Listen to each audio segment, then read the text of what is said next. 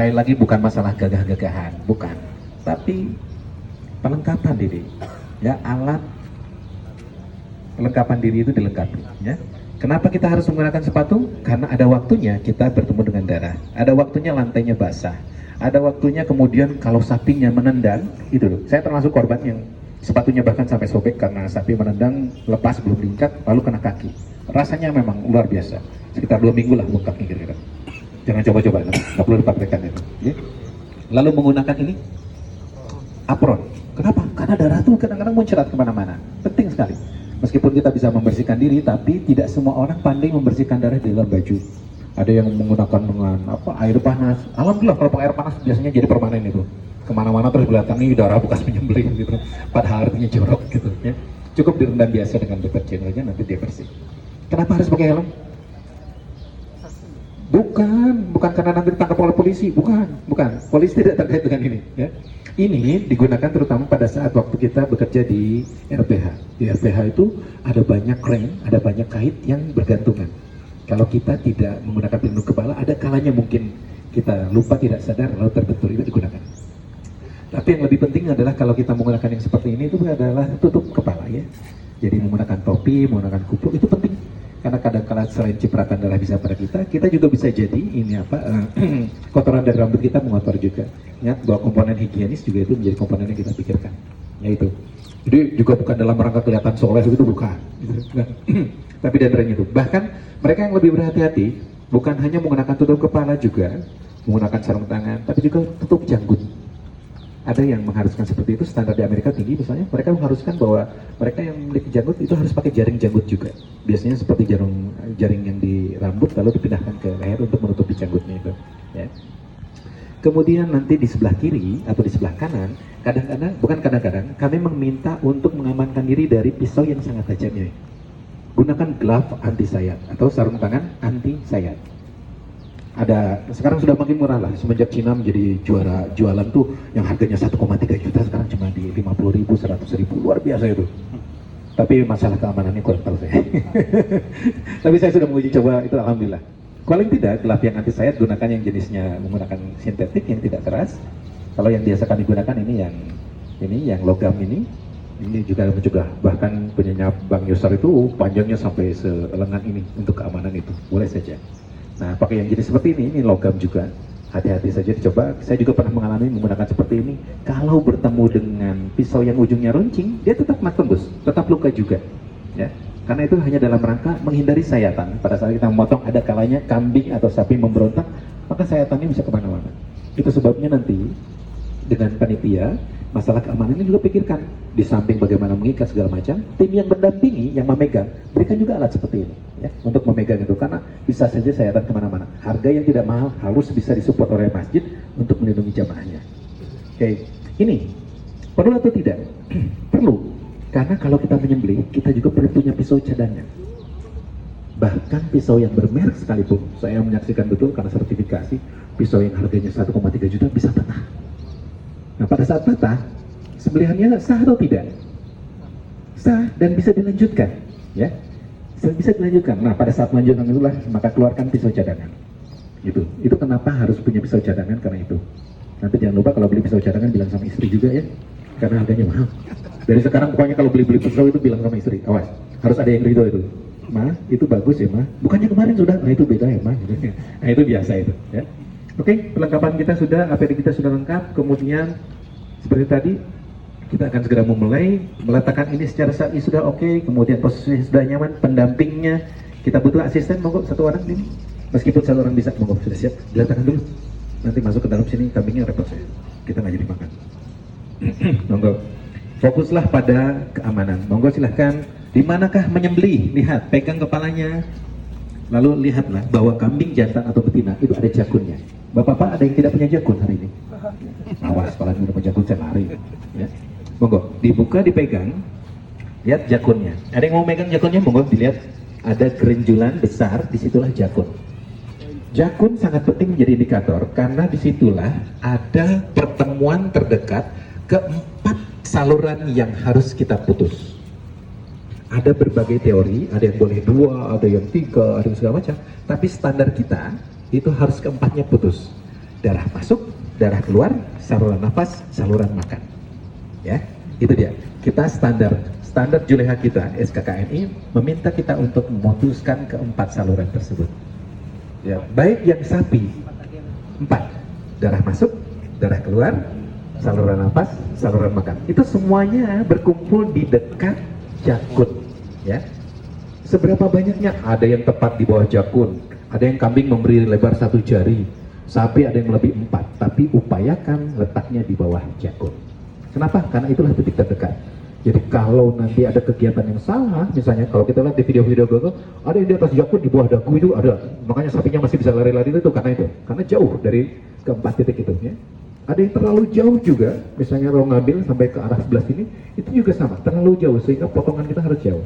Pastikan sekali lagi di bawah jakun. Maka sekarang langkah yang pertama, pegang, kemudian periksa jakunnya, itu dia. Disitulah titik untuk menyembelih. Sampai sini, ada yang tanyakan tentang posisi menyembelih? Ya. Sapi jakunnya kelihatan nggak? Sapi kelihatan. Yang repot adalah kalau ada gelambirnya. Nah, sapi tertentu yang ada gelambirnya, perhatikan, singkirkan dulu gelambirnya dengan cara melipat dulu, peganglah, kelihatan. Atau sapinya yang gemuk sekali, yang lemaknya banyak, pasti masih bisa ditarik sambil diurut begitu kelihatan. Ya, itu dia. Sampai di sini tentang jakun masih bisa? Dipak, monggo. Terkait untuk ini jakun, yang mereka di video itu katanya lihat. Nah, jadi ketepatan itu baik sejari 2 jari itu bisa jadi relatif setiap binatang, gitu. Tapi intinya kita letakkan di bawah jakun, itu saja. Memang kebiasaan kami misalnya, kalau saya sendiri biasanya meletakkan sekitar 1 atau 2 jari di bawah jakun, karena memberi ruang manakala nanti meleset, itu tidak memotong pada jakunnya. Jakun itu tulang yang sangat lunak. Kenapa kita letakkan di bawah situ juga adalah supaya kita juga tidak mendengarkan bunyi yang mengerikan pada saat dipotong. Karena udara sudah dipotong duluan. Suara itu muncul pada kala udara lewat ke jakun. Ya. Jadi juga di antara hikmahnya ternyata itu. Kalau di bawah jakun itu seperti itu. Kalau saya memberi jarak sekitar 2 atau 3 pada sapi terutama, juga karena dalam kerangka itu ada kalanya pisau yang sangat tajam itu meleset. Sehingga yang terpotong malah jakunnya. Itu. Nah, silahkan, monggo ambil posisi yang aman, yang nyaman. Ya. Pastikan berada di bawah jakun. Jangan sungkan untuk meminta tolong pada misalnya ada tim jagal yang biasa di sana mendampingi kita untuk tanyakan sebelah mana. Saya bahkan di komplek perumahan saya, kasus tertentu saya membantu mereka dengan menggariskan spidol untuk memastikan bahwa potongan itu tidak kemana-mana. Saya tarik dengan spidol di sini ya potongnya. Sapi biasanya kalau saya diajarkan oleh tim Juleha yang mendampingi di rumah potongan hewan di Giwangan, Pak arahnya ke arah kuping katanya. Nah ternyata benar juga ya. Jadi dipotong di bawah jakun lalu arahnya arah kuping. Ternyata itu juga betul menolong. Jadi kadang-kadang ilmu itu secara teoretik tidak ada, tetapi mereka yang di lapangan itu memberitahu seperti itu. Ada lagi tentang jakun, monggo. Kenapa? Ayam atau betina juga punya jakun itu, ya. Nggak seperti kita ini. Kalau ada mbak-mbak sini yang nggak pakai jakun, coba kita pegang gitu. Enggak, ayam juga ada, betina juga ada. Jadi bukan seperti manusia, ya. Hewan itu selalu punya ada jakunnya itu. Perempuan juga ada, tapi nggak kelihatan. Ada lagi tentang jakun, tentang posisi? Untuk ini Pak, enaknya ditarik apa? Pertama tentang pisau itu boleh mereknya apa saja, panjangnya boleh sebagaimana saja, walaupun syaratnya itu dalam SKKNI menyebutkan 21 cm. Ada yang juga berapa, ada yang 1,5 kali lebar leher, segala macam silahkan, ya. Mereknya boleh apa saja, harganya boleh apa saja, tapi syarat yang sama adalah tajam, itu ya, jadi tajam. Kemudian syarat yang boleh apa? Nanti belajar fikih tahu bahwa ternyata ada alat yang tidak boleh digunakan untuk memotong. Diingatkan nanti. Tapi saya kira kalau hadir hari ini, kita sudah tahu menyembelih pasti pakai pisau yang tajam, gitu ya. Lalu mau menarik atau mendorong, silahkan biasakan pada tingkat kenyamanan dan keamanan. Itu standar pokok ya, kenyamanan dan keamanan. Kalau kita nyaman dengan model mendorong, oke. Yang penting proses tadi berhasil. Kalau kita nyaman dengan proses yang menarik, oke juga, tidak apa-apa. Pastikan dari sekarang kebiasaan itu pernah dicoba dan menjadi kebiasaan kita. Saya tadi juga sebenarnya mendorong, tapi begitu tahu menarik dengan pisau tajam itu enak, enak juga tarik. Tapi terus ada yang mengingatkan, tapi menarik juga nggak boleh menarik sembarangan, nanti modelnya menusuk. Kalau menusuk beda lagi hukumnya. Oh iya betul. Banyak nonton film penyembelihan. Nah itu di video YouTube penyembelihan kurban itu banyak banget. Lihatlah, ada banyak keberhasilan dan tidak keberhasilan. Kita akan belajar dari sana. Nah, oke. Setelah itu silahkan Kalau tidak lagi, ada lagi tentang posisi? Monggo. Kalau kaitannya dengan itu katanya kalau biar nggak perengus itu apa nanti pas sembelih itu pas apa nafasnya keluar itu. Baik. Cara Pertanyaan yang bagus, yang sering sekali muncul, apakah kalau nafasnya sedang keluar atau sedang masuk itu menimbulkan bau yang perengus atau tidak? Ini ilmu kearifan lokal. Banyak yang menyatakan menyesuaikan diri dengan nafasnya kambing. Nah, nafasnya sedang terengah-engah itu, kita juga ikut begitu. Silahkan kalau mau mengikuti yang ilmu seperti itu, namun secara teoretik penyebab perengus atau tidak itu bukan dari masalah pernafasan, tapi kandungan asam di dalam darah. Sapi yang stres, hewan yang stres, maka kandungan asamnya besar. Akibatnya apa? Lebih mudah busuk dan lebih mudah bau. Makanya belum pernah kan mereka naik truk itu tiba-tiba aja keliling kota, diantarkan, ditertib. Masa nggak stres itu? Tiba-tiba dikelilingi kayak gini apa dia nggak stres ini? Kasihan ini seperti ini sebetulnya. Ya? Nah itu, maka sebetulnya tidak terkait dengan itu perengus atau tidak. Tugas kita adalah menyembelih secepat-cepatnya dan mengeluarkan darah sebanyak-banyaknya. Maka penuhi syarat teknis dan syarat syar'i tadi. Ada lagi? Metode darah mungkin bisa dicontohkan dengan kira-kira seberapa di luar jagung dengan speaker mungkin, karena mungkin ada teman-teman yang juga kira-kira seberapa bisa. itu masih ngawang gitu. Oh ya, baik, nanti kita coba lagi. Ada lagi? Monggo. Nah, untuk penyembelihan kambing itu kan ada 2 urat yang Potong, iya. itu harus putus ya? Nah, dalam kasus tertentu ada yang memaafkan putusnya itu hanya 2 saja yang penting, yaitu urat jatuhnya, darah masuk dan darah keluar juga. Tapi kalaupun di bagian makan dan nafas tidak terputus, banyak yang menyatakan bahwa itu pun tidak apa-apa. Tapi sekali lagi standar kita 4-4-nya putus. Kalau tidak putus, maka tugas yang memeriksa, mengoreksi, lakukan itu. Lanjutkan lagi, nggak apa-apa. Sah atau tidak sembelihannya? Sah. Jangan khawatir. Itu tulang yang tenggorokan itu harus lepaskan di dalam mana itu tulang apa itu? Terkait dengan tulang, jangan patahkan tulangnya. Catatan dari sekarang ya, jangan patahkan tulangnya. Tulang yang patah itu memutus urat saraf, menghentikan komando dari otak menuju ke jantung, maka darah berhenti. Jadi kalau ada aktivitas yang menyenangkan setelah potong kemudian gitu, gak boleh, ya, karena itu memutus hubungan. Ya, memang kelihatan kambingnya langsung berhenti, gitu ya, tapi itu tidak boleh dilakukan karena memutus komando dari otak menuju ke jantung. Ingat tugas kita tadi, memotong secepat-cepatnya, mengeluarkan darah sebanyak-banyaknya. Kalau dikerek begitu, darah sudah berhenti. Kita sering menemukan kasus begitu pada jagal yang jumlahnya banyak. Mereka melakukan tindakan macam-macam, mulai dari mematahkan kepalanya, menusuk jantungnya, menyembelah dadanya, menusuk lagi jantungnya, karena mereka ingin segera sapinya mati. Padahal itu mengakibatkan status binatang kita menjadi bangkai. Ya, gitu. Sudah ya? Baik, yuk kita mulai. Pisaunya, mau pisau panjang, mau pisau pendek? Panjang ya? Ya. Jangan lupa yang pertama kali dicek adalah ketajamannya dulu dengan kuku. Lihat kalau dengan kuku diletakkan di sini, ditarik ke arah sana nggak bisa, berarti dia sangat tajam. Periksa di ketiga bagiannya, depan, awal sampai akhir. Oke.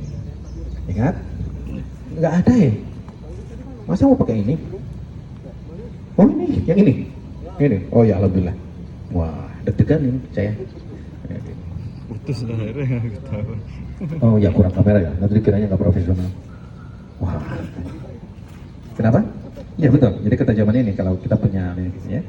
Nanti kita coba kalau ada pisau di dalam, letakkan di sini, tarik ke arah bawah. Kalau dia macet, ini berarti sudah sangat tajam ya, sangat tajam ini. Atau kalau ada kertas, gunakan kertas langsung memotong. Standarnya adalah kertas baru yang dipotong dan lancar gitu ya. Oke, lihat proses megang. Yuk, asisten. Bacaannya jangan lupa, apa bacaan yang penting? Bismillahirrahmanirrahim. Awas, bukan bacaannya Allahumma barik lana bukan, ya. Yuk. Baik. Jagung. Lihat, satu komponen lagi yang jangan dilupakan, pastikan lehernya tegak. Kenapa? Pisau setajam apapun, kalau leher tidak tajam, itu akan membuat jadi hambatan pada pisaunya. Ya, kita akan pisau yang baik, maka leher yang tegak. Sudah ketemu jakutnya? Monggo. Kalau ingin tenang, lihat kalau jenis kambing, kupingnya bisa ditutupkan pada matanya, itu akan nyaman pada dia. Ya, oke. Sudah ketemu belum? Udah? Mana? Ini ya, oke. Mau diletakkan di mana potongnya? Oke, perhatikan pisau. Ketika pisau akan disembelih, letakkan di bagian yang ujung, bukan di tengah. Kenapa kalau di tengah? Berarti gerakannya jadi kurang, ya. Ini mau model tarik atau mau model dorong? Dorong saja, letakkan sebelah sini. Simulasikan dulu dengan membalik. Kalau nanti belum yakin, gimana dorongannya? Dorong dan tekan, dan buatlah agak sedikit melingkar, karena bentuk leher melingkar. Lebih nyaman lagi kalau modelnya itu ternyata sesuaikan. Misalnya, saya lebih nyaman kalau dia agak ke begini begini. Ini oke, ya, agak tegak begini boleh. Gimana? Mau begitu atau mau begini?